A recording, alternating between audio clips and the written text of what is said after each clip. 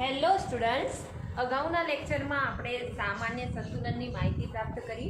રાસાયણિક સંતુલનો કઈ રીતે આપણે પ્રક્રિયકમાંથી નિપજ બને છે અને નિપજમાંથી પ્રક્રિયક બને છે એની ચર્ચા કરી. ભૌતિક સંતુલનમાં આપણે વાત કરી કે 3 પ્રકારના સંતુલનો આપણે ભણવાના છે. એમાં પણ આપણે વિલયન એટલે કે ફેલાવવું, છૂટું પડવું, ઓગળવું એ પણ આપણે કહી શકીએ. એની પણ આપણે ભૌતિક સંતુલનમાં ચર્ચા કરીશું. તો આપણે અગાઉ સંતુલનની સામાન્ય માહિતી પ્રાપ્ત કરી. હવે સંતુલન આપણા રોજિંદા જીવનમાં અથવા તો આપણે ખુદ જૈવિક એક પ્રણાલી છીએ, આપણા જૈવિક પ્રણાલીમાં પણ સંતુલન એક અગત્યનો ભાગ ભજવે છે. જેમ કે તમે બહારથી ઓક્સિજન લો છો, એ આપણા પહેલાં ફેફસામાં જાય છે. ફેફસામાંથી આપણા જુદા જુદા સ્નાયુઓ અને પેશીઓમાં અથવા પેશીની આજુબાજુ જે રક્તકણો રહેલા છે એ રક્તકણોમાં રહેલા હિમોગ્લોબિનમાં જાય છે. અને હિમોગ્લોબિનમાં રહેલો જે કાર્બન ડાયોક્સાઇડ છે એ બહારની તરફ આવે છે. મતલબ કે તમને ખબર છે કે આપણા શરીરમાં જે આપણે ગ્લુકોઝ ખોરાક મારફતે લઈએ છીએ એ ગ્લુકોઝ ઓક્સિજન સાથે પ્રક્રિયા કરીને C6H12O6 plus 6O2 gives 6CO2 plus 6H2. આ રીતે થાય છે. તો મતલબ ગ્લુકોઝનું વિઘટન ઓક્સિજનની હાજરીમાં થયું, અથવા આપણે કહીએ કે ગ્લુકોઝનું ઓક્સિડેશન ઓક્સિજનની હાજરીમાં થયું. કારણ કે ગ્લુકોઝનો અહીંયા ઓક્સિડેશનાંક તમે સારી રીતે જાણો છો 0 છે કાર્બનનો, અને અહીંયા કાર્બનનો ઓક્સિડેશનાંક +2 છે. મતલબ કે ગ્લુકોઝમાં રહેલા કાર્બનનું ઓક્સિડેશન થાય છે. હવે આ જે કાર્બન ડાયોક્સાઇડ છે એ ઉચ્છ્વાસ મારફતે તમે બહાર નીકાળો છો, એટલું જ ઓક્સિજન આપણે શ્વાસ મારફતે લેવું પડે છે. જેમ કે હાલ આપણે ઉનાળાની સિઝન છે, તમે દોડો છો અથવા થોડા પણ ચાલો છો તો તમારી શ્વાસોચ્છ્વાસની ક્રિયા જે છે એ ઝડપી બને છે. ઇવન હું જ્યારે બોલું છું ત્યારે ઘણા શબ્દો જો એક સાથે બોલી જતી હોઉં તો મારા ખુદના શ્વાસોચ્છ્વાસની ક્રિયા ઝડપી બની જાય છે. એના પાછળનું કારણ છે કે આપણે જે ઓક્સિજન લઈએ છીએ એ ઓક્સિજન આપણી શારીરિક પ્રક્રિયાઓમાં વપરાઈ જાય છે, અને એ સમયે ઓક્સિજન ગ્લુકોઝ સાથે જોડાઈને કાર્બન ડાયોક્સાઇડ બનાવે છે, અને કાર્બન ડાયોક્સાઇડ તરત નીકળી જાય છે. એ સમય જેટલો કાર્બન ડાયોક્સાઇડ બહાર નીકળવો છે એટલું જ આપણે ઓક્સિજનને શું કરવો પડશે? દાખલ કરવો પડશે. આ પ્રક્રિયામાં દેખો બેટા, શરીરમાં ઓક્સિજનનું દાખલ થવું, કાર્બન ડાયોક્સાઇડનું બહાર નીકળવું. ઓફકોર્સ તમને દેખાઈ આવ્યું છે કે અહીંયા આપણે એક પ્રકારનું શું સ્થપાય છે? સંતુલન સ્થપાય છે. એ સિવાય આપણે અગાઉના ચેપ્ટરમાં કાર્બન મોનોક્સાઇડ બહુ ઝેરી છે. હવે જે માણસો કાર્બન મોનોક્સાઇડના સંપર્કમાં આવ્યા હોઈ શકે એનું તાત્કાલિક ડેથ થઈ જતું હોય છે, પણ ના થયું હોય તો એ માણસને જીવિત રાખવો એ આપણા ડૉક્ટર્સની જિમ્મેદારી છે. તો એ શું કરે છે? શરીરમાં જે કાર્બન મોનોક્સાઇડ બન્યો છે એ કાર્બન મોનોક્સાઇડના અંદર કોઈ એવો શરીરમાં પ્રક્રિયક દાખલ કરે છે કે શરીરમાં બનેલો કાર્બન મોનોક્સાઇડ દૂર થઈ જાય અને એની જગ્યાએ હિમોગ્લોબિન સાથે શું જોડાઈ જાય? ઓક્સિજન. તો ઓક્સિજનને દાખલ કરવો પડે છે, અને એ સમય કાર્બન મોનોક્સાઇડને કોઈ પ્રક્રિયક ઉમેરીને શું કરવો પડે છે? દૂર કરવો પડે છે. તો ત્યાં પણ દેખો પ્રક્રિયા એક દાખલ કરવાની અને એક દૂર કરવાની. તો એમાં શું સ્થપાય છે? સંતુલન સ્થપાય છે. તો જૈવિક પ્રણાલીઓમાં પણ સંતુલન અગત્યનો ભાગ ભજવે છે. હવે આપણો પોઈન્ટ છે કે ભૌતિક સંતુલનમાં કયા પ્રકારનો ફેરફાર થાય છે.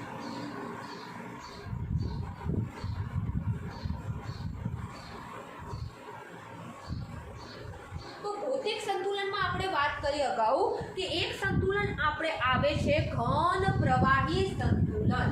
એક સંતુલન કયું આવે છે? ઘન પ્રવાહી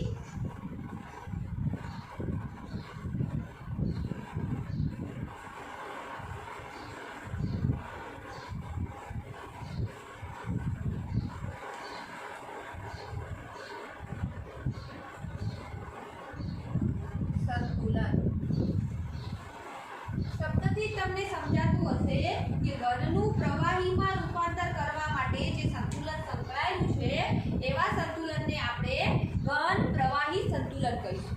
હવે આપણે એમાં શું કરીએ છીએ? એક થર્મોસ ફ્લાસ્ક લઈએ છીએ. થર્મોસ ફ્લાસ્ક એટલા માટે લેવામાં આવે છે કારણ કે એમાંથી બહારની ઉષ્મા અંદર કે અંદરની ઉષ્મા બહાર ના જઈ શકે એના માટે. તો હવે એક થર્મોસ ફ્લાસ્કને મેં બંધ કર્યું છે કારણ કે અગાઉ વાત કરી કે સંતુલનની ક્રિયા તમારે કરવી છે તો ભૌતિક સંતુલન હોય કે રાસાયણિક સંતુલન હોય, પાત્ર કેવું જોઈએ છે? બંધ. હવે એ થર્મોસ ફ્લાસ્કમાં મેં થોડા નીચે બરફના ટુકડા ભરી દીધા છે, અને બરફના ટુકડા જેટલા વજન ધરાવતું મેં પાણી ભર્યું છે, મતલબ કે અહીંયા મેં બે દ્રવ્ય લીધા છે, એક ઘન દ્રવ્ય લીધું છે અને બીજો પ્રવાહી દ્રવ્ય લીધું છે. શરૂઆતની સ્થિતિમાં જોઈએ છીએ તો કોઈ ફેરફાર આપણને થતો નહીં જોવા મળે, પણ જેમ જેમ સમય જતો જશે ને ત્યારે આપણી આંખોને કંઈ નહીં જોવા મળે. આપણી આંખોને તો જેટલા બરફ છે એટલું બરફ દેખાશે, કારણ કે થર્મસ ગ્લાસ છે, બહારનું કોઈ તાપમાનની કોઈ અસર થતી નથી. અને દેખો થર્મસ ગ્લાસમાં બરફના જે ટુકડા રાખેલા છે અથવા પાણી રાખેલું છે એનું તાપમાન ચોક્કસ હોવું જોઈએ 273 કેલ્વિન તાપમાને અને 1 વાતાવરણ દબાણ. એટલે કે સામાન્ય રીતે આપણે એમ કહીએ કે 0 સેલ્સિયસ તાપમાને અને 1 વાતાવરણ દબાણ. આ પરિબળ અચળ રહેવા જોઈએ. ભૌતિક સંતુલનમાં ઘન પ્રવાહી, તમારો પ્રશ્ન આવી શકે કે ઘન પ્રવાહી સંતુલનમાં કઈ વસ્તુ અથવા પ્રણાલીને માપી શકાય એવો કયો ગુણધર્મ અચળ રહે છે? તો તાપમાન અને દબાણ અચળ રહે છે. ના કોઈ તમારે બહારથી તાપમાન આપવાનું કે ના કોઈ બહારથી એને દાબીને દબાણ આપવાનું. દબાણ આપવાથી શું થશે? પ્રવાહીના અણુઓ જકડાઈ જશે, એ ધીરે ધીરે બરફ બનવાની સ્થિતિ છે, કારણ કે 273 કેલ્વિન તાપમાન છે, 0 સેલ્સિયસ છે. 0 સેલ્સિયસ ધીરે ધીરે બરફ પીગળવાની શરૂઆત કરે છે બેટા. 0 થી નીચા ડિગ્રીએ પીગળે છે, સંપૂર્ણ 0 એ નથી પીગળતું, કારણ કે તમે સારી રીતે જાણો છો કે પાણીનું ઉત્કલન બિંદુ જે છે, ગલન બિંદુ સોરી, એ 0 ડિગ્રી છે. 0 ડિગ્રી એ પીગળવાનું ચાલુ કરે, પણ તમે દબાણ આપો તો અણુઓ જકડાવાનું શરૂ થઈ જશે બેટા. તાપમાન ઘણું નીચું છે. એટલે હું શું કહું છું એ પોઈન્ટને પહેલાં સમજજો. હવે શું થશે કે ધારો કે બરફના બે અણુ તમે છો, બે અણુ એ આ પાણીમાંથી ઉષ્માનું શોષણ કરશે.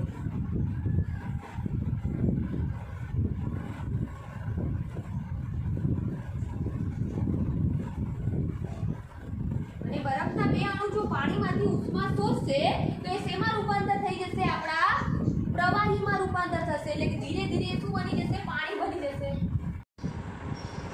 તો બરફના કેટલાક અણુઓ જે છે એ પાણીમાં રૂપાંતર પામશે અને પાણીના કેટલાક અણુઓ જે છે એ બરફમાં રૂપાંતર પામશે.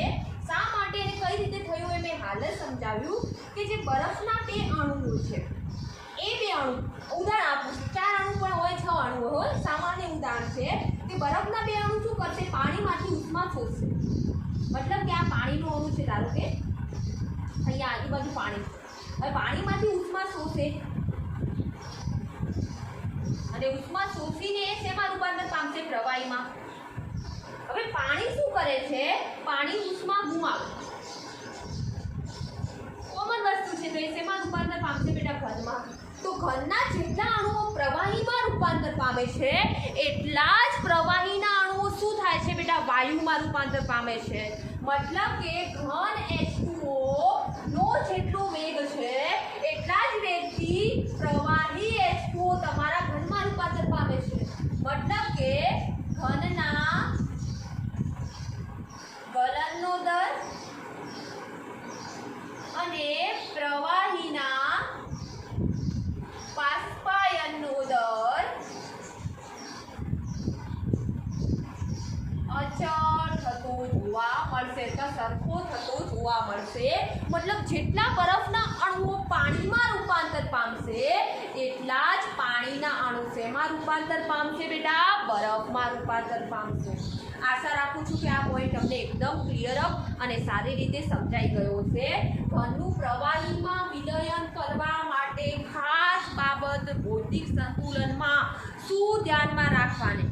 પાત્ર તમારું બંધ, તાપમાન અચળ, દબાણ અચળ. ઓકે, એ જોઈ શકીએ કે તાપમાન કેટલું આપ્યું છે? 273 કેલ્વિન તાપમાને આપણે પાણી ભર્યું છે. પાણીના અંદર આપણે બરફના કેટલાક અણુઓ પણ દાખલ કર્યા છે. મતલબ કે બે મિશ્રણ ભર્યા છે, એક ઘન મિશ્રણ અને એક પ્રવાહી મિશ્રણ. અને અહીંયા તમે ભૌતિક સંતુલનની ખાસિયતોમાં જુઓ, તાપમાન અને દબાણ, એટલે કે પ્રણાલીમાં માપી શકાય એવા બે ગુણધર્મો કેવા રાખ્યા છે બેટા? અચળ રાખ્યા છે. દબાણ કેટલો ફેરફાર થાય છે આપણે નક્કી કરી શકીએ, તાપમાનમાં કેટલો ફેરફાર થાય છે નક્કી કરી શકીએ, પણ અહીંયા માપી શકાય એવા ગુણધર્મો સંતુલન સ્થિતિ કેવા છે બેટા? અચળ.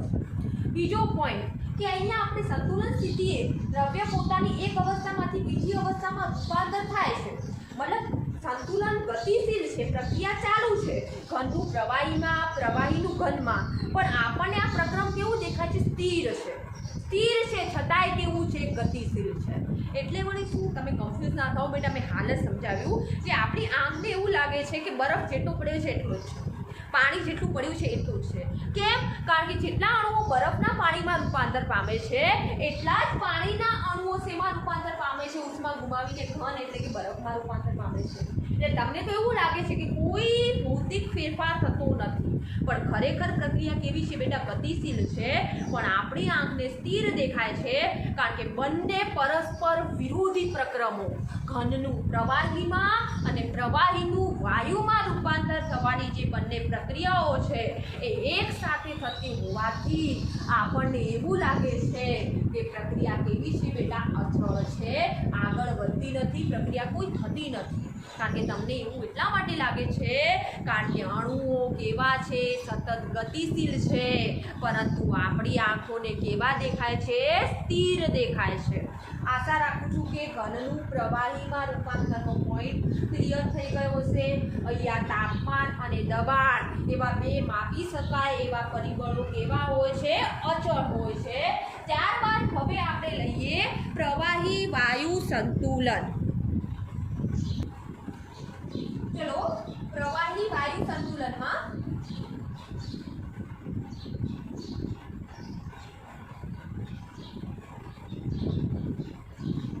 કોમન વસ્તુ છે કે તમને સમજાઈ ગયું હશે કે પ્રવાહીનું વાયુમાં અને વાયુનું પ્રવાહીમાં રૂપાંતર થતું. ઓકે, તો અહીંયા આપણે જોઈએ પ્રવાહી વાયુ સંતુલનના અંદર, તો એમાં આપણે પહેલા શું કરીએ છીએ? એક આપણે કાચનું પાત્ર લઈએ છીએ. આ રીતે એક કાચનું પાત્ર છે, નીચેથી ખુલ્લું રાખવાનું છે બેટા, અને આ આપણી જમીન છે. સારી રીતે સમજાવવાનો પ્રયત્ન કરું છું, કોઈ જ ડાઉટ નહીં લેવા દઉં. હું જ્યાં સુધી છું ત્યાં સુધી મારો પ્રયત્ન એટલો જ છે, પછી તમારા ઉપર ડિપેન્ડ કરે કે તમે કેવા પ્રકારની મહેનત કરો છો. આ આપણે યુ આકારનું એક સાધન વાપર્યું છે, મોનોમીટર. જે યુ આકારનું છે, જેના અંદર પારો એટલે કે મર્ક્યુરી ભરેલું છે. શરૂઆતમાં જ્યારે મેં યુ આકારનું મોનોમીટર વાપર્યું છે ત્યારે આ જે દબાણ છે, અહીંયા દબાણ, અંદરનું દબાણ અને બહારનું દબાણ કેવું દેખાય છે? સરખું. દેખો, લેવલ સરખું જ છે. ઓકે, અને અહીંયા આપણે આ નળી છે, આ જે આપણું પાત્ર છે અને આ નળી છે, એમાં પાત્રના અંદર સામાન્ય રીતે મેં અહીંયા કોઈ પાત્ર મૂક્યું મારા હથેળી ઉપર, તો બેટા ખબર છે કે આજુબાજુ ભેજ તો રહેલી હશે. હવે હું આમનું આમ કોઈ બીજું પાણી ભરેલું પાત્ર રાખું તો પહેલાં જ ભેજના લીધે ઓલરેડી અંદર વાયુના અણુઓ હતા. તો આપણે જે રિઝલ્ટ જોઈએ, જે આપણે પરિણામ જોઈએ છે એ પરિણામ મળે નહીં. તો પહેલાં હું શું કરું છું? તો કેલ્શિયમ ક્લોરાઇડ, દેખો કેલ્શિયમ, મેગ્નેશિયમ, બેરેલિયમથી નીચે તરફ જતા એમના હેલાઇડની જલીયકરણ એન્થાલ્પીનું મૂલ્ય ઘટે છે, એટલે કે પાણીના અણુની શોષવાની ક્ષમતા ઘટે છે. પણ કેલ્શિયમ ક્લોરાઇડના સંયોજનો પણ જળયુક્ત હોય છે. તો કેલ્શિયમ ક્લોરાઇડને પહેલાં મેં નિર્જળ લીધું છે.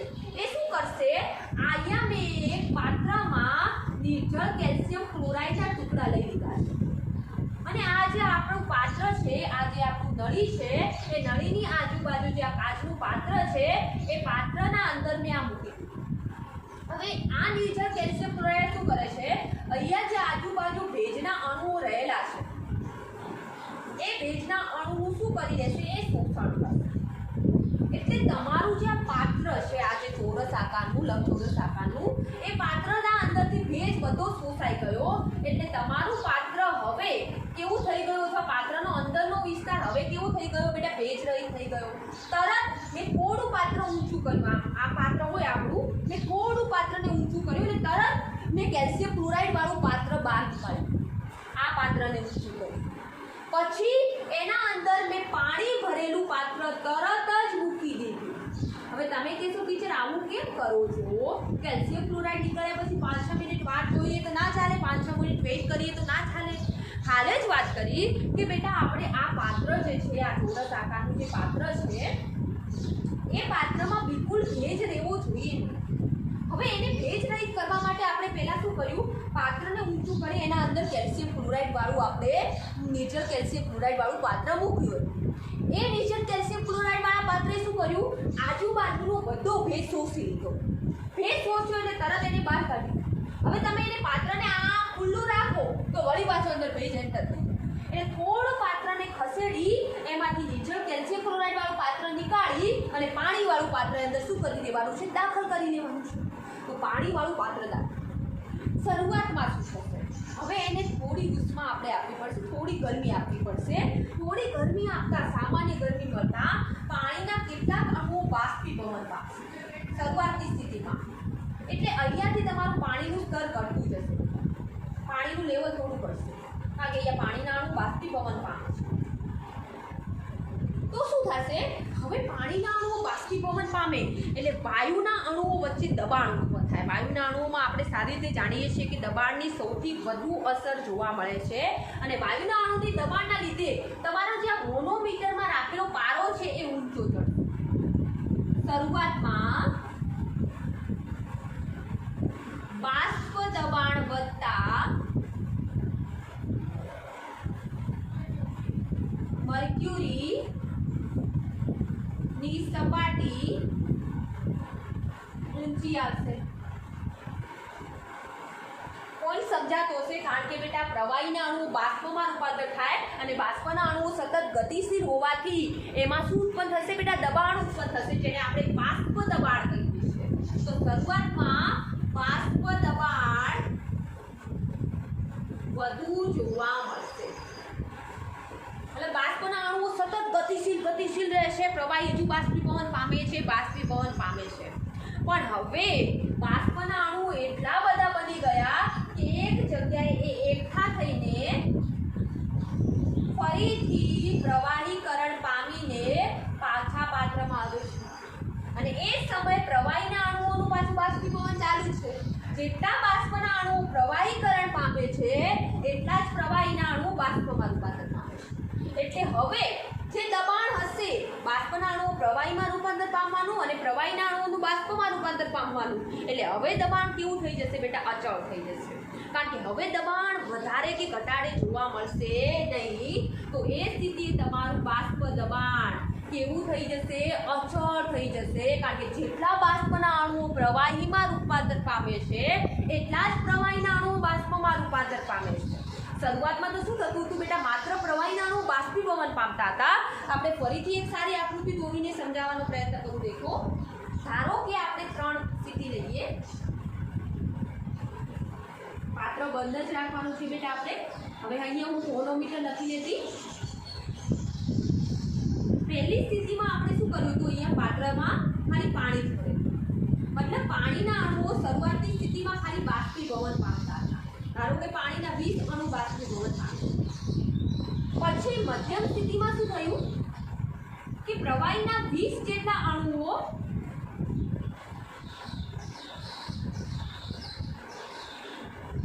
બાષ્પીભવન પામે છે, જ્યારે કેટલાક જ બાષ્પના અણુ, ધારો કે 10 બાષ્પના અણુ પ્રવાહીકરણ પામે. જ્યારે એકલા પ્રવાહીના અણુઓ બાષ્પીભવન જ પામતા હોય બેટા, તો દબાણ સતત વધતું રહેશે. હવે અહીંયા શું થાય છે કે 20 જેટલા પાણીના અણુ બાષ્પમાં રૂપાંતર, કારણ કે હજુ સંતુલન સ્થિતિ નથી આવી બેટા, હજુ પાણી બાષ્પમાં રૂપાંતર પામે છે. પણ એ સમયે થોડા બાષ્પના અમુક અણુઓ શું પામે છે, પ્રવાહીકરણ પામીને પાછા આવે છે. પણ જેટલા પાણીના અણુઓ બાષ્પીભવન પામે છે એટલા બાષ્પના અણુઓ પ્રવાહીમાં રૂપાંતર પામતા નથી. એ સમયે થોડું બાષ્પ દબાણ હજુ કેવું હશે બેટા, વધારે હશે.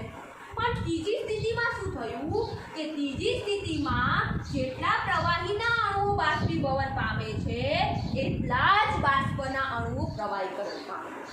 મતલબ પ્રવાહીના બાષ્પીભવનનો દર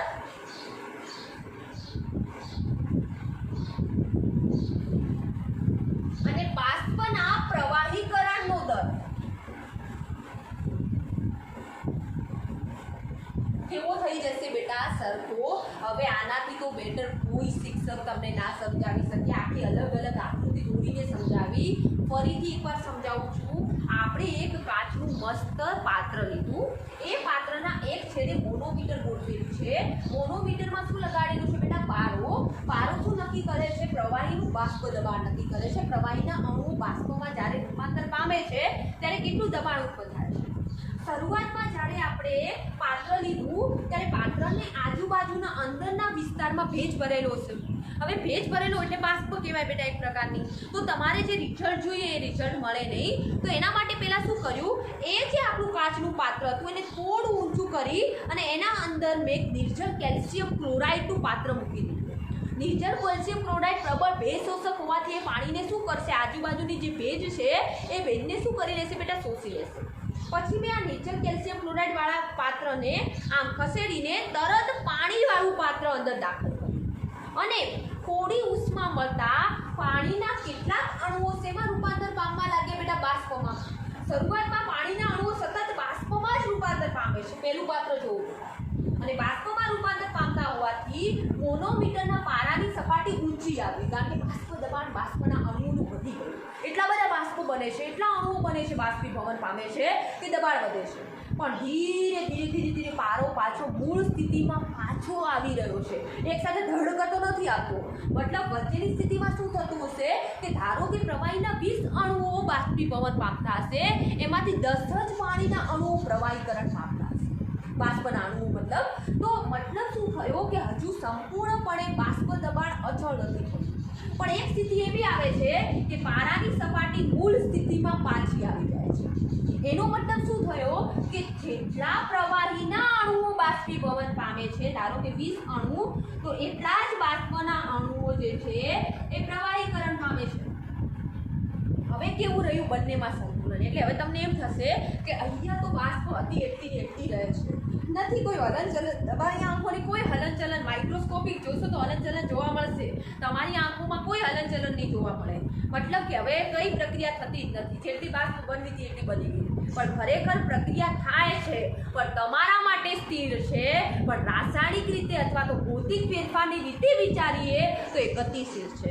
કારણ કે એ સમયે જેટલા પ્રવાહીના અણુઓ બાષ્પીભવન પામે છે એટલા જ બાષ્પના અણુઓ શું પામે છે બેટા? પ્રવાહીકરણ પામે છે. એના લીધે તમને એવું લાગે છે કે પ્રક્રિયા શક્ય બનતી નથી અથવા પ્રક્રિયા થતી નથી. પણ ભૌતિક ફેરફાર પ્રક્રમ બંને પ્રકારના હોઈ શકે બેટા. ભૌતિક પ્રક્રમો અને રાસાયણિક પ્રક્રમ આપણે ઉષ્માગતિશાસ્ત્રમાં ભણ્યા છીએ. ફેરફાર થવો એને આપણે પ્રક્રમ કહીએ છીએ. તો અહીંયા તો બંને પ્રકારના ફેરફારો શક્ય બને છે. તો આ પોઈન્ટ આપણને ક્લિયર હોવો જોઈએ. હવે અહીંયા ફેરફારમાં ઘણા બધા પરિબળો ભાગ ભજવે છે. જેમ કે મેં વાત કરી, સાંદ્રતા છે, પ્રક્રિયક છે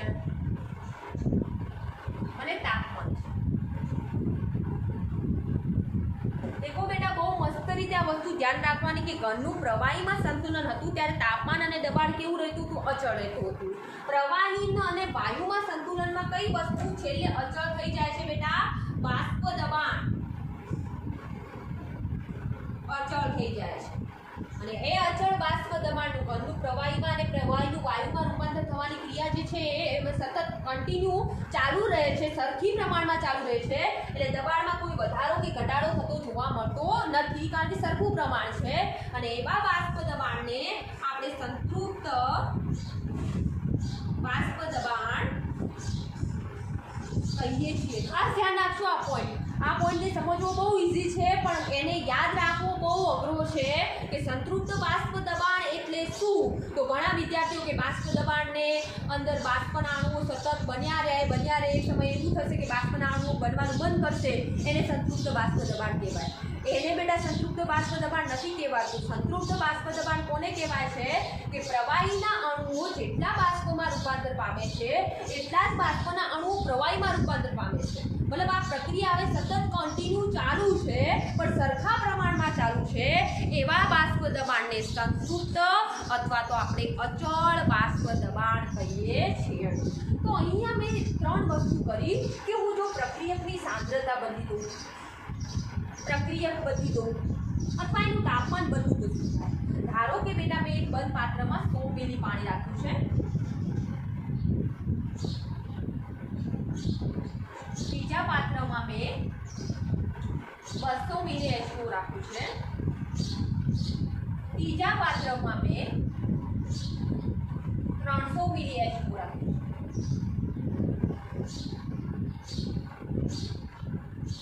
હવે તમને આટલી તો આઈડિયા હશે, આપણે ઘરે પણ આ કાર્ય કરતા હોઈએ કે એક નાની તપેલીમાં પાણી ગરમ કરવા મૂકવું, એના એ જ બર્નર ઉપર થોડી મોટી તપેલી ભરીને પાણી મૂકવું અને એના એ જ બર્નર ઉપર એનાથી પણ મોટી તપેલી ભરીને પાણી મૂકવું.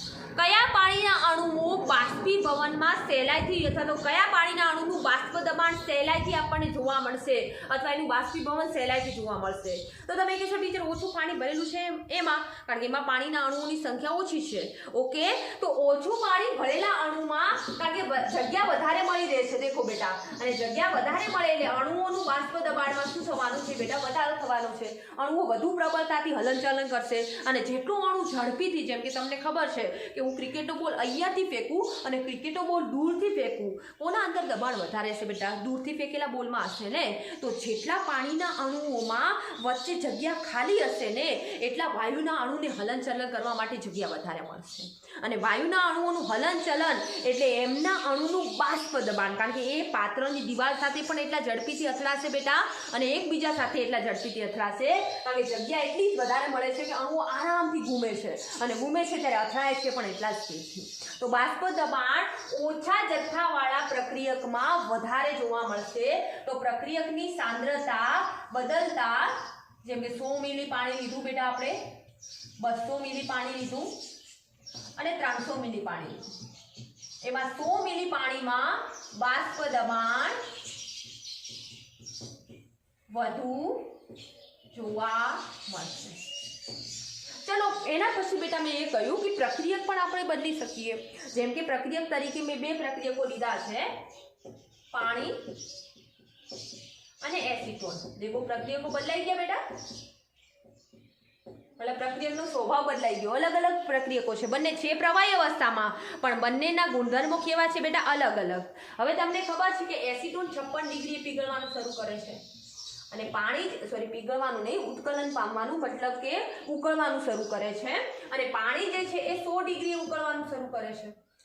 તો હવે તમને ખબર છે કોણ સહેલાઈથી બાષ્પીભવન પામશે બેટા? એસિટોન. તો બાષ્પીભવનનો દર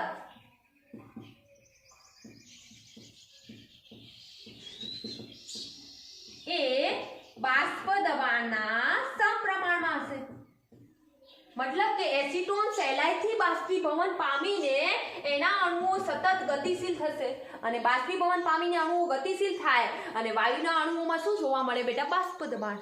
તો જ્યારે પ્રવાહી તમે બદલી રહ્યા છો, મતલબ પાણી અને એસિટોન એવા 2 અલગ અલગ પ્રવાહી લીધા, ત્યારે એસિટોનનું ઉત્કલન બિંદુ નીચું હોવાથી તેના અણુઓ સહેલાઈથી બાષ્પીભવન પામશે અને અણુઓ સહેલાઈથી બાષ્પીભવન પામશે તો એમનું બાષ્પ દબાણ પણ સૌથી વધુ પ્રમાણમાં જોવા મળશે.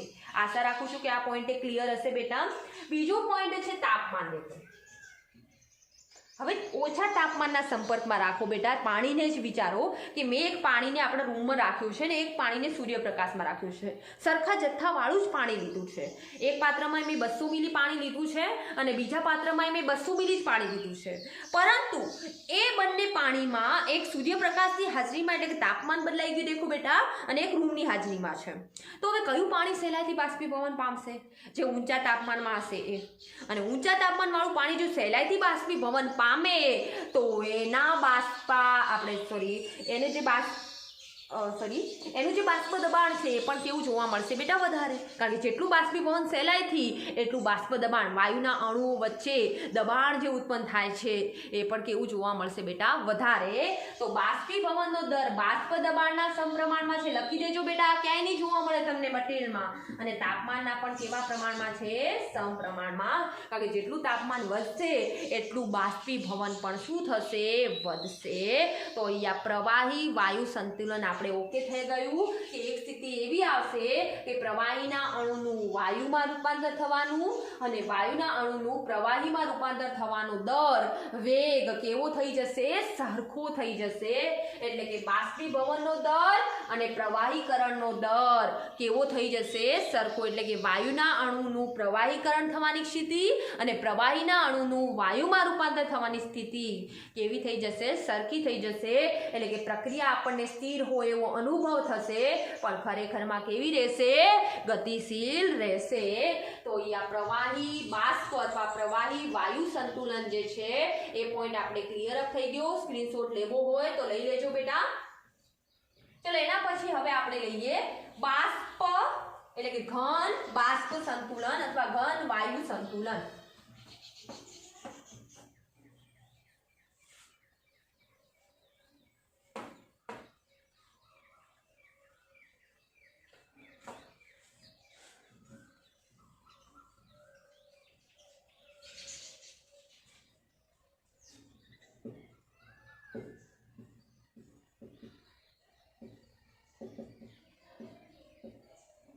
એટલે કે કોમન વસ્તુ છે કે અહીંયા ઘન પદાર્થ સીધો કઈ અવસ્થામાં રૂપાંતર પામતો હશે? વાયુ અવસ્થામાં રૂપાંતર પામતો હશે. ફોર એક્ઝામ્પલ તરીકે આપણે આયોડીન લીધું છે, એક આપણે બર્નર લીધું છે. અહીંયા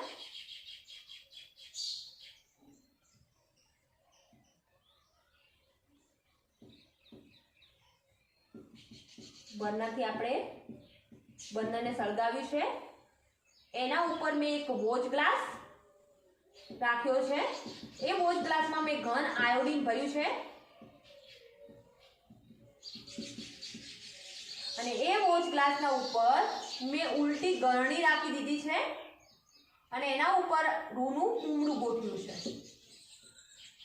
આ તો 9મા ધોરણની બેટા પ્રક્રિયા છે. 9મા ધોરણમાં આવે છે, બીજા ચેપ્ટરમાં જોઈ લેજો એક વખત ભલે. ઓકે, તો હવે શું થાય છે કે નીચેથી ઉષ્મા મળતા આયોડીન જે ઘન આયોડીન છે એ ધીરે ધીરે ધીરે ધીરે બાષ્પમાં રૂપાંતર પામશે. પણ ઉપર રૂનું કુમડું ભરેલું હોવાથી બાષ્પના અણુઓ બહાર નથી જઈ શકતા, એટલે બાષ્પના અણુઓ એક જગ્યાએ એકઠા થઈ અને ફરીથી એ ઘનીકરણ પામી જશે અને અહીંયા એકઠા થશે. દેખો શરૂઆતમાં શું થાય છે બેટા? આયોડીનનું બાષ્પીભવન થાય છે. શરૂઆતની સ્થિતિમાં સંતુલન નથી સ્થપાતું બેટા.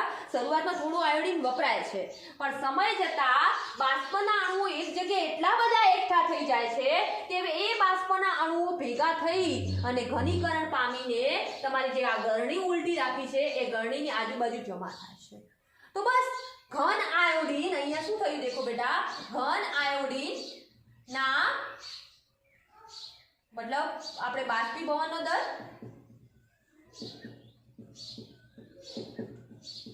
અને જે વાયુ તમારો બન્યો છે, વાયુરૂપ આયોડીન છે, એના સંઘનનનો દર. ઠારણ પણ તમે લખી શકો. સંઘનન એટલે એકઠા થવાનો દર કેવો થઈ જાય છે? સમય જતા સરખો થઈ જાય છે. આમાં આપણે બીજું ઉદાહરણ પણ લઈ શકીએ બેટા. દેખો કપૂર લઈ શકો છો તમે. સાવ ઈઝી પોઈન્ટ છે એટલે ફટાફટ ચાલે છે બેટા. આ તો તમે ઘરે દરરોજ નિહાળો છો. આપણે ઘરે તપેલું ઉપર પાણી ભરેલું હોય અને ઉપર ડીશ રાખતા હોઈએ. આ તો પ્રવાહી વાયુનું કહું છું બેટા. તો તમે જોયું છે કે સમય જતાં તમે તપેલી ઉપરથી ડીશ લેશો ને તો ઉપર પાણી જમા થયું છે. શું નીચેનું પાણી ઉછળીને ઉપર આવ્યું? ના.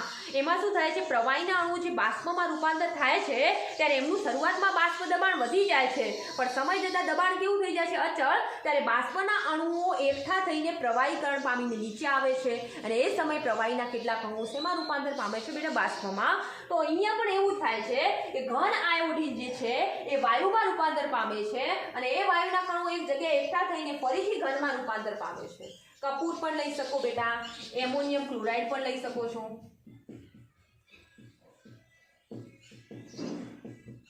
આ બધા જ પદાર્થો કેવા છે? ઉદર્ભપાતી પદાર્થો છે. અને કઈ ઘટના દર્શાવશે બેટા? ઉદર્ભપાતન. ઉદર્ભપાતન એટલે કે ઘનનું સીધે સીધું વાયુમાં રૂપાંતર થવું હોય એવી ઘટનાને આપણે શું કહેતા હોઈએ છીએ? ઉદર્ભપાતન કહેતા હોઈએ છીએ.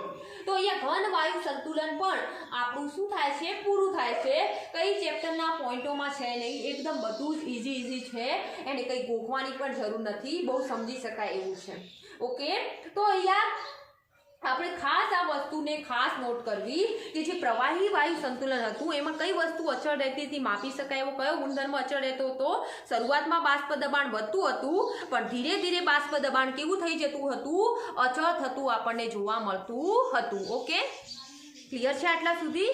ચલો ત્યારબાદ હવે આપણે લઈએ કે ઘનનું પ્રવાહી જે છે આપણે એ પ્રવાહીમાં કોઈ ઘન પદાર્થને આપણે ઓગાળીએ છીએ અથવા વાયુને કોઈ ઘન પદાર્થમાં ઓગાળીએ છીએ તો હવે આપણા ભૌતિક સંતુલનમાં છે ઘન અને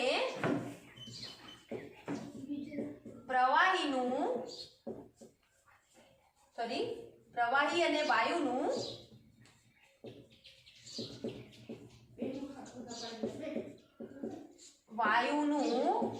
ઘનમાં વિલયન એટલે કે દ્રાવ્ય થવું એક પ્રકારનું. વિલયન શબ્દ કઈ નવો નથી, સાવ ઈઝી પોઈન્ટ છે કે પ્રવાહી અને વાયુનું ઘનમાં વિલયન એટલે કે ઘન પદાર્થ જે છે એ મિસ્ટેક થઈ ગઈ, ઘન અને વાયુનું પ્રવાહીમાં વિલયન. એટલે કે કોઈ ઘન પદાર્થ છે એને પ્રવાહીમાં ઓગાળો છો, દ્રાવ્ય કરો છો, કોઈ વાયુ પદાર્થ છે એને પ્રવાહીમાં ઓગાળો છો, એને આપણે શું કહીએ છીએ? વિલયન કહીએ છીએ અથવા તો દ્રાવ્ય થવાનું કહીએ છીએ. તો અહીંયા ફોર એક્ઝામ્પલ તરીકે આપણે એક પાત્ર લીધું છે. એ પાત્રના અંદર આપણે વાત કરીએ કે કોઈ પ્રવાહી ભર્યું છે, જેમ કે પાણી ભર્યું છે. આપણે પાણી સારામાં સારું ઉત્તમ દ્રાવક છે તો આપણે પાણી લઈ લઈએ H2O. હવે એમાં આપણે સાદું ઘરનું જ ઉદાહરણ આપીએ કે એમાં આપણે ખાંડ નાખીએ. પાણીમાં ખાંડ નાખતા જાઓ, સતત નાખતા જાઓ છો. ખાંડ અંદર ઓગળવાનું શરૂ કરે છે, ખાંડ ઓગળે છે. ખાંડ એટલે આપણે એને સુક્રોઝ કહીએ છીએ. પણ એક સ્થિતિ એવી આવે છે કે ખાંડ ઓગળવાનું બંધ કરે છે અને એને આપણે કહીએ છીએ ખાંડનું સંતૃપ્ત દ્રાવણ. તો એનો મતલબ શું થયો? ખાંડ ઓગળવાનું બંધ કરે છે એટલે મતલબ હવે ખાંડ દ્રાવ્ય નથી થતી. પણ એ સમયે શું થાય છે બેટા? જે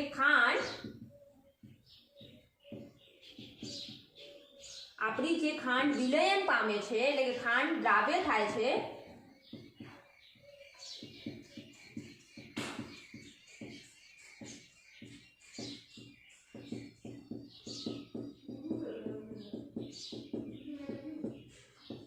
ખાંડ દ્રાવ્ય થયા બાદ એમાં જો વધુ ખાંડ ઓગળવામાં આવે ત્યારે શું થાય છે બેટા? દેખો, પ્રેક્ટિકલી સમજાવું છું. હવે અંદર હું ખાંડ સતત ઓગાળતી રહું, દ્રાવ્ય કરતી રહું. પણ એક સ્થિતિ એવી આવે છે કે ખાંડ ઓગળવાનું બંધ થાય છે એટલે નીચે જમા થતી હોય એવું નાના તમને કણ નીચે જમા થતા હોય એવું જોવા મળે છે. એનો મતલબ શું? હવે ખાંડ દ્રાવ્ય નથી થતી, ખરેખરમાં ખાંડ દ્રાવ્ય થઈ રહી છે. પણ એ સમય શું થાય છે? જે ખાંડ તમારી દ્રાવ્ય થઈ ગઈ છે એ ખાંડ હવે ધીરે ધીરે પાછી સ્ફટિકીકરણ પામે છે. મતલબ દ્રાવ્ય થયેલી ખાંડ જે છે એ હવે છૂટી પડે છે પાણીમાંથી અને નીચે જમા થાય છે. અને જે નવી ખાંડ દાખલ કરી છે, એન્ટર થતી ખાંડ જે છે, દાખલ થતી ખાંડ છે એ ઓગળે છે. થોડું પ્રેક્ટિકલી છે બેટા, આપણે સમજવું પડશે કે જ્યારે ખાંડ ઓગળવાનું બંધ થાય છે એનો મતલબ કે નાખેલી ખાંડ હવે કોઈ પ્રક્રિયા નથી કરતી, પાણીમાં ઓગળતી નથી એવું નથી બેટા. તમે જે વધારાની નવી ખાંડ નાખો છો એ ખાંડ જે છે એ પાણીમાં જ્યારે ઓગળે છે ત્યારે જે પેલી ઓગળેલી ખાંડ છે એ ધીરે ધીરે નીચે આવીને સ્ફટિકીકરણ પામે છે. મતલબ કે ખાંડનો દ્રાવ્ય થવાનો દર અને ખાંડના સ્ફટિકીકરણનો દર હવે કેવો થાય છે? સરખો થાય છે. એટલે તમને એવું લાગે છે કે હવે તો ખાંડ ઓગળતી જ નથી, ખાંડે ઓગળવાનું બંધ કર્યું છે. ખરેખર ખાંડ ઓગળે છે પણ જે ઓગળેલી ખાંડ છે ને એ ધીરે ધીરે સ્ફટિકીકરણ પામે છે એટલે નીચે ભેગી થાય. એટલે તમને એવું લાગે છે કે ખરેખર ખાંડ ઓગળતી નથી. એના પછી હવે તો મોટા ભાગે રેડિયો સક્રિય ખાંડનો ઉપયોગ થતો હોય છે, રેડિયો એક્ટિવ ખાંડ હોય છે.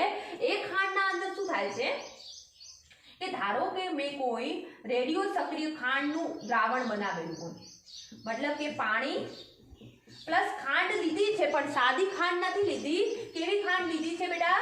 રેડિયો સક્રિય ખાંડ.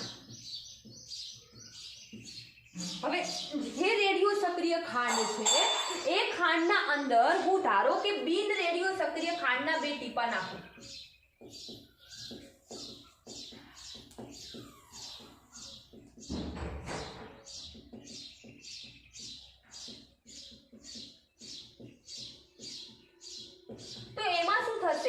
કે પહેલા મેં રેડિયો સક્રિય ખાંડનું બહુ બધું દ્રાવણ બનાવી દીધું છે, એમાં મેં બિન રેડિયો સક્રિય ખાંડનું પણ દ્રાવણ બનાવ્યું છે. મતલબ પાણીમાં એને ઓગાળ્યો છે, મતલબ કે દ્રાવણ છે અને દ્રાવણ હોય તો ટીપા સ્વરૂપે, પ્રવાહી સ્વરૂપે હોય. હવે એમાં મેં નાખ્યા તો સમય જતાં તમે એવું જોશો કે જે તમારી બિન રેડિયો સક્રિય ખાંડ હતી ને એમાં પણ રેડિયો સક્રિયતા ઉત્પન્ન થઈ ગઈ. એનો મતલબ એ પણ રેડિયો એક્ટિવ બની ગયું. કેમ રેડિયો એક્ટિવ બન્યું? પેલું તમારા બાયોલોજીમાં સંતુલન આવે છે ને બેટા આપણા શરીરમાં, કે કોષમાં આપણા અમુક દ્રવ્યો રહેલા હોય છે, એ કોષ રસપટલમાંથી બહાર આવે છે અને અમુક દ્રવ્યો કોષ રસપટલમાંથી કોષમાં આવે છે. તો આ પ્રક્રિયા ક્યાં સુધી થાય છે? આશ્રુતિની જે ઘટના છે ક્યાં સુધી થાય છે? જ્યાં સુધી અંદરની સાંદ્રતા અને બહારની સાંદ્રતા સરખી ના થાય ત્યાં સુધી. તો બસ અહીંયા ઘનનું પ્રવાહીમાં વિલયન દરમિયાન તમે જો ભૂલથી પણ બિન રેડિયો સક્રિય ખાંડ અંદર થોડી નાખી દીધી રેડિયો સક્રિયમાં, તો રેડિયો સક્રિય શું કરશે? પોતાની રેડિયો એક્ટિવિટી, પોતાની સક્રિયતા બિન રેડિયો સક્રિયને આપશે. ક્યાં સુધી? જ્યાં સુધી બંનેમાં સંતુલન ના સ્થપાય ત્યાં સુધી આપે છે. તો અહીંયા ઘનનું પ્રવાહીમાં વિલયન, પહેલો પોઈન્ટ આપણે કયો સમજ્યા બેટા? ઘનનું પ્રવાહીમાં વિલયન. વિલયન એટલે ઓગળવું, દ્રાવ્ય થવું, બંને શબ્દ ઇક્વલ છે. ફરીથી એકવાર સમજાવું કે આપણે એક પાત્ર લીધું છે, એ પાત્રના અંદર પાણી ભર્યું છે. ઘરે આ પ્રક્રિયા આપણે કરી શકીએ છીએ. એ પાણીના અંદર હું ખાંડ નાખું છું, તો શરૂઆતમાં તો ખાંડ ઓગળવાની છે, પણ ખાંડ નાખતા રહો, એક સ્થિતિ એવી આવશે કે ખાંડ ઓગળવાનું બંધ કરશે. એટલે હવે તમે એમ કહેશો કે હા, ખાંડનું હવે સંતૃપ્ત દ્રાવણ બન્યું છે. આપણે આજ સુધી એવું જ સમજતા કે ખાંડ ઓગળવાનું બંધ કરે છે. ખરેખર ખાંડ ઓગળવાનું ચાલુ જ રાખે છે, પણ જ્યાં પાણીના અણુમાં પહેલા ઓગળેલી ખાંડ હતી એ ધીરે ધીરે ફરીથી સ્ફટિકીકરણ પામીને નીચે જમા થાય છે, અને વળી પાછી પાણીમાં જગ્યા પડે ત્યાં બીજી દાખલ થયેલી ખાંડ શું થાય છે? ઓગળવાનું ચાલુ રાખે છે. તો દાખલ થતી ખાંડ ઓગળાતી રહે છે અને ઓગળેલી ખાંડ શું પામે છે? સ્ફટિકીકરણ. દેખો લખ્યું છે બેટા, દ્રાવ્ય ખાંડનો દર એટલે કે ઓગળવાનો દર અને એના સ્ફટિકીકરણનો દર સંતુલન સ્થિતિએ કેવો થઈ જાય છે? સરખો થઈ જાય છે. આશા રાખું છું કે આ પોઈન્ટ તમને એકદમ ક્લિયર થઈ ગયો છે. પછી એવું બીજું એક ઉદાહરણ આપ્યું કે આજના આધુનિક યુગમાં હવે રેડિયો સક્રિય ખાંડ નાખવામાં આવે છે. જો રેડિયો સક્રિય ખાંડના દ્રાવણમાં બિન રેડિયો સક્રિય ખાંડ ઉમેરવામાં આવે તો એ બિન રેડિયો સક્રિય ખાંડના દ્રાવણમાં પણ ધીરે ધીરે સંતુલન સ્થિતિએ શું જોવા મળે છે? રેડિયો સક્રિયતા જોવા મળે છે. ત્યારબાદ હવે આપણે લઈએ વાયુનું પ્રવાહીમાં વિલયન. બીજો પોઈન્ટ કયો લઈએ આપણે? વાયુનું પ્રવાહીમાં વિલયન.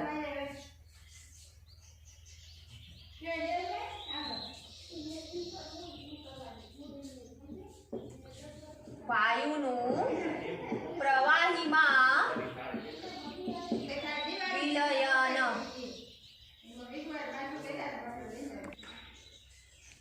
જેમ કે તમે બેટા થમ્સઅપ, કોકોકોલાની બોટલ હશે, એને ખોલતા હશો ત્યારે સર કરતો અવાજ આવે છે.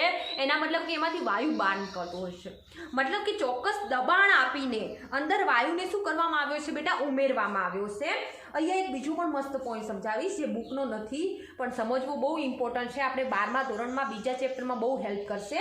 તો વાયુનું પ્રવાહીમાં વિલયન કરવા માટે આપણે દબાણ આપવું પડે છે. ધારો કે ઊંચા દબાણે મેં અહીંયા પાણી લીધું છે અને પાણીમાં ઊંચું દબાણ આપીને કાર્બન ડાયોક્સાઇડ વાયુ ઓગાળું છું. સતત કાર્બન ડાયોક્સાઇડ વાયુ દાખલ કરું છું, ઓગાળતી જાઉં છું. એક સ્થિતિ આવી આવશે કે કાર્બન ડાયોક્સાઇડને પ્રેશર આપવા છતાંય ઓગાળી નહીં શકાય. એનો મતલબ એવું થયું કે હવે શું કાર્બન ડાયોક્સાઇડ દ્રાવ્ય નથી થતો? થાય છે, પણ અહીંયા શું થાય છે બેટા? પ્રવાહીના અંદર જે તમે વાયુ લીધો છે, વાયુ વચ્ચે સંતુલન સ્થપાય છે બેટા, પણ અમુક વાયુ જે દ્રાવ્ય થાય છે એના દ્રાવ્યતાનો દર અને એના બાષ્પીભવનનો દર કેવો થઈ જાય છે? સરખો થઈ જાય છે. એનો મતલબ શું થયો? સંતુલન સ્થિતિએ શું થશે? શરૂઆતમાં તો બેટા CO2 ઓગળતો જશે, પણ એક સ્થિતિ એવી આવશે કે દબાણ આપવા છતાંય તમારું જે પિસ્ટન છે, આ પિસ્ટન સાધન છે એ ઉપરની તરફ જ જતું છે, કારણ કે દબાણના લીધે વાયુ બહાર જ આવે છે, અંદર જતા જ નથી. એનો મતલબ શું થયો કે જેટલા CO2 ના અણુઓ હવે દ્રાવ્ય થવાનો પ્રયત્ન કરે છે, એટલા જ દ્રાવ્ય થયેલા CO2 શેમાં રૂપાંતર પામવાનો પ્રયત્ન કરે છે? બાષ્પમાં રૂપાંતર પામવાનો પ્રયત્ન કરે છે। મતલબ કે CO2 ના દ્રાવ્ય થવાનો દર અને જે CO2 દ્રાવ્ય થયેલા છે એના બાષ્પીભવનનો દર કેવો થઈ જાય છે, સંતુલન સ્થિતિએ સરખું થઈ જાય છે। કશું જ નથી, એકદમ ઇઝી પોઈન્ટ અને સમજી શકાય એવા પોઈન્ટ છે, કશું જ ગોખવાની પણ જરૂર નથી, કોમન વસ્તુ છે જેને સમજવાની જરૂર છે। હવે મેં તમને એક વસ્તુ સમજાવી કે આપણે ઘન અને પ્રવાહીની વાત કરીએ તો ઘન ના દ્રાવ્યતાનો દર એ તાપમાનના સમપ્રમાણમાં હોય બેટા।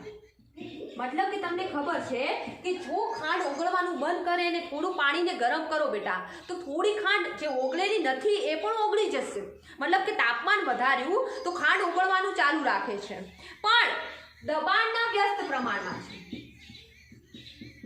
મતલબ તમે જો ખાંડને ઓગાળ્યા પછી નીચેથી દબાણ ઉપરથી દબાણ સતત આપતા જાઓ ને તો જે ઓગળેલી ખાંડ છે ને એ પણ ઘનીકરણ પામીને નીચે જતી રહેશે।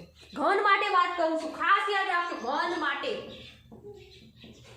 પણ પ્રવાહી માટે ઉલટું, સોરી વાયુ માટે ઉલટું થઈ જશે બેટા। વાયુના દ્રાવ્યતાનો દર તાપમાનના કેવા પ્રમાણમાં થઈ જશે બેટા? વ્યસ્ત પ્રમાણમાં।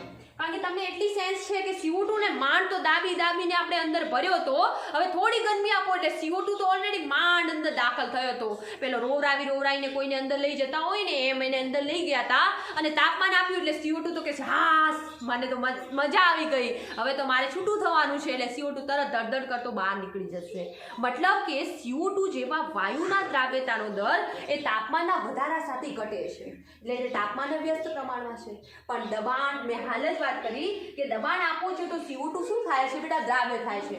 આમ CO2 ને આપણે પાણી લઈને ઊભા હશું, CO2 આજા તો શું આવી જશે? ક્યારે નહીં આવે, એને દાબીને ભરવો પડશે। તો દબાણના કેવા પ્રમાણમાં છે? વ્યસ્ત પ્રમાણમાં, સોરી સમપ્રમાણમાં। તો આ વસ્તુ ખાસ નોટ કરજો, 12મા ધોરણ માટે બહુ અગત્યની છે। ઘન અને વાયુમાં બહુ અલગપણું જોવા મળે બેટા। ઘન ક્યારે દ્રાવ્ય થાય? જ્યારે તાપમાન વધારે આપવામાં આવે ને દબાણ ઓછું આપવામાં આવે। પ્રવાહી ક્યારે દ્રાવ્ય થાય? જ્યારે દબાણ વધારે, સોરી વાયુ ક્યારે દ્રાવ્ય થાય? જ્યારે દબાણ વધારે આપવામાં આવે અને તાપમાન કેવું આપવામાં આવે? ઓછું આપવામાં આવે, એ સમયે વાયુ દ્રાવ્ય થાય છે। તો અહીંયા ભૌતિક સંતુલનમાં આપણે કેટલી બાબતો ભણ્યા? ફરીથી એકવાર રિવિઝન કરાવી લઈએ। 5 બાબતો આપણે ભૌતિક સંતુલનમાં ભણ્યા।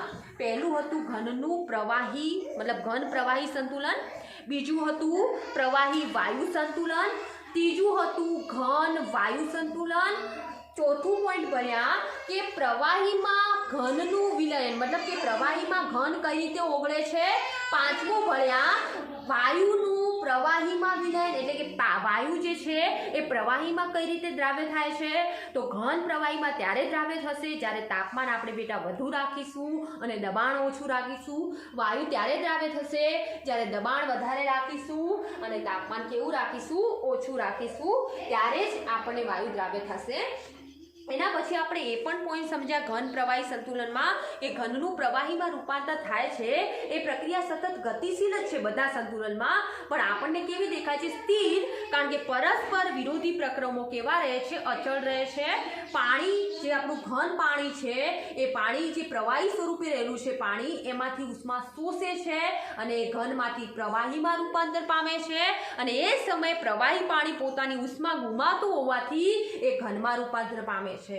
પણ આ સ્થિતિમાં ઘન પ્રવાહી સંતુલન સ્થિતિમાં તાપમાન 273 કેલ્વિન જ રાખવામાં આવે છે અને દબાણ એક વાતાવરણ જ રાખવામાં આવે છે। મતલબ પ્રણાલીના માપી શકાય એવા બે ગુણધર્મો એ અચળ રાખવા પડશે, એ છે તાપમાન અને દબાણ। અને સાંદ્રતા પણ દેખો, પાણી આપણે ઉમેરતા નથી લેતા કે બરફ બહારથી ઉમેરતા નથી, મતલબ આવા ગુણધર્મો આપણે એક સમયે સંતુલન સ્થિતિએ કેવા થઈ જતા હોય છે બેટા? અચળ થયે છે। એના પછી પ્રવાહી વાયુ સંતુલનમાં બાષ્પ દબાણ અચળ રહે છે। એ સ્થિતિમાં આપણે શું કરીએ છીએ કે પહેલાં આપણે એક પાત્ર લઈએ છીએ, એ પાત્રમાં યુ આકારની એક નળી હોય છે જેને આપણે મોનોમીટર કહેતા હોઈએ છીએ, જેમાં મર્ક્યુરી એટલે કે પારો ભરેલો હોય છે।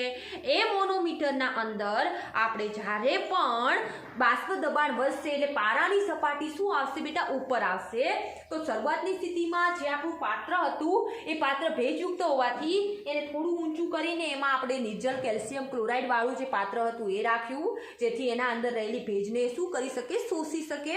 પછી કેલ્શિયમ ક્લોરાઇડ વાળું પાત્ર બહાર કાઢીને તરત જ પાણી ધરાવતું પાત્ર દાખલ કર્યું.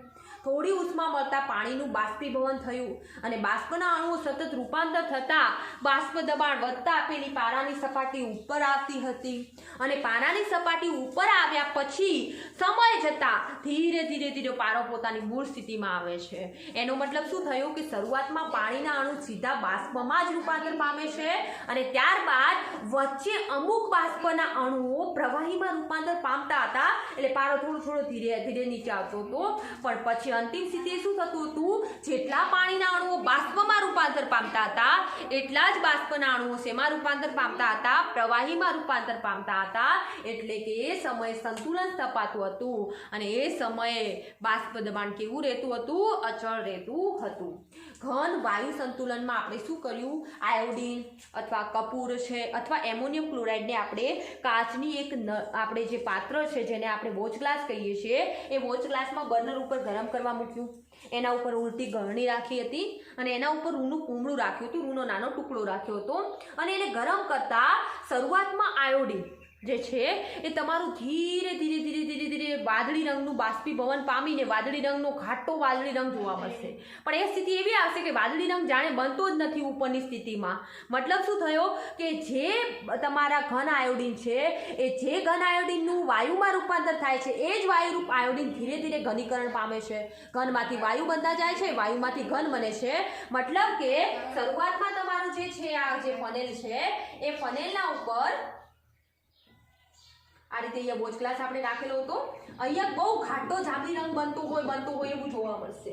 પણ એક સ્થિતિ એવી આવશે કે જાંબલી રંગ અહીંયા હશે પણ હવે ઘાટો બનતો જાય એવું નહીં થાય. એકનો એક કોન્સ્ટન્ટ અચળ જાંબલી રંગ રહેશે, બદલાશે નહીં. જેમ કે આ આપણો કલર છે, હવે વારે ઘડી ઘાટો થતો જાય તો મતલબ આની સાંદ્રતા વધે છે પણ આ કલર તો આપણને કોન્સ્ટન્ટ એક જ જેવો જોવા મળે છે, મતલબ વધતોય નથી ને ઘટતોય નથી. મતલબ અહીંયા શું છે, હવે જાંબલી રંગ બનવાની ક્રિયા જે છે એ તો ચાલુ હશે ત્યાં તો સંતુલનમાં, પણ અહીંયા આપણને જોવા નહીં મળે કારણ કે એ સમય જેટલા આપણા આયોડીનના અણુઓ બાષ્પીભવન પામતા હશે એટલા જ બાષ્પ સ્વરૂપે રહેલા આયોડીનના અણુઓ ઘનીકરણ પામતા હશે. એટલે કે બાષ્પાયનનો દર અને ઘનીકરણનો દર જેને આપણે સંઘનન પણ કહીએ છીએ એ દર કેવો રહે છે, સરખો રહે છે. એના પછી આપણે બે પ્રકારના વિલયન ભણ્યા કે ઘનનું પ્રવાહીમાં વિલયન અને વાયુનું પ્રવાહીમાં વિલયન. તો બંનેનું પ્રવાહીમાં વિલયન એટલે કે પ્રવાહીમાં ઓગાળવા. તો ખાંડને પાણીમાં ઓગાળતા શરૂઆતના સ્થિતિમાં એ દ્રાવ્ય થતી જાય છે પણ એક સ્થિતિ એવી આવે છે કે ખાંડ આપણને એવું લાગે છે કે ઓગળવાનું બંધ કરે છે પણ ખરેખર ખાંડ ઓગળવાનું ચાલુ રાખે છે. પણ જે ઓગળેલી ખાંડ હોય છે એ ધીરે ધીરે નીચેની તરફ શું પામે છે બેટા, સ્ફટિકીકરણ પામે છે અને નવી દાખલ થતી ખાંડ ઓગળે છે. આ પ્રક્રિયા સતત ચાલુ હોય છે પણ આપણને એવું લાગે છે કે હવે ખાંડ ઓગળતી નથી કારણ કે જેટલા ખાંડના અણુ ઓગળે છે એટલા જ ખાંડના અણુ શું પામે છે, સ્ફટિકીકરણ પામે છે. એટલે આપણને સ્થિર અવસ્થા જોવા મળે છે. ત્યારબાદ આપણે વાત કરી કે જો ખાંડને ઓગાળવી હોય તો તાપમાન આપણે હોઈ શકે એટલું વધારીએ એટલું ખાંડ સહેલાઈથી ઓગળશે, પણ દબાણ કેવું આપવું પડશે, ઓછું આપવું પડશે. હવે વાયુ પ્રવાહી સંતુલનમાં આપણે શું કર્યું, મતલબ વાયુના અંદર જ્યારે આપણે પ્રવાહીના અંદર આપણે વાયુ જ્યારે ઓગાળીએ છીએ ત્યારે ઊંચા દબાણે વાયુ દ્રાવ્ય કરવાનો પ્રયત્ન કરીએ છીએ. પણ એક સ્થિતિ એવી આવે છે કે વાયુ દ્રાવ્ય થવાનું બંધ થાય છે. એનો મતલબ શું, એ દ્રાવ્ય નથી થતો, થાય છે પણ જેટલા CO2ના અણુઓ દ્રાવ્ય થાય છે, જેટલા O2ના અણુ દ્રાવ્ય થાય છે એટલા જ O2ના અને CO2ના અણુ શું પામે છે, બાષ્પીભવન પામે છે. એટલે કે દ્રાવ્યતાનો દર અને બાષ્પીભવનનો દર કેવો થઈ જાય છે, સરખો થાય છે. એટલે આપણને એવું લાગે છે કે હવે વાયુ જે છે એ પ્રવાહીમાં વિલયન નથી પામતો. ખરેખર એ પ્રવાહીમાં વિલયન પામે છે પણ આપણી આંખને એવો અનુભવ થાય છે કે હવે અવસ્થા સ્થિર થઈ ગઈ છે પણ ગતિશીલ અવસ્થા હોય છે. પણ જેટલા CO2ના અણુઓ અથવા વાયુના અણુઓ દ્રાવ્ય થાય છે એટલા જ વાયુના અણુઓ શું થાય છે બેટા, બાષ્પીભવન પામે છે. તો અહીંયા ભૌતિક સંતુલન વાળો જે પોઈન્ટ હતો એ ક્લિયર અપ થઈ ગયો. ઓકે.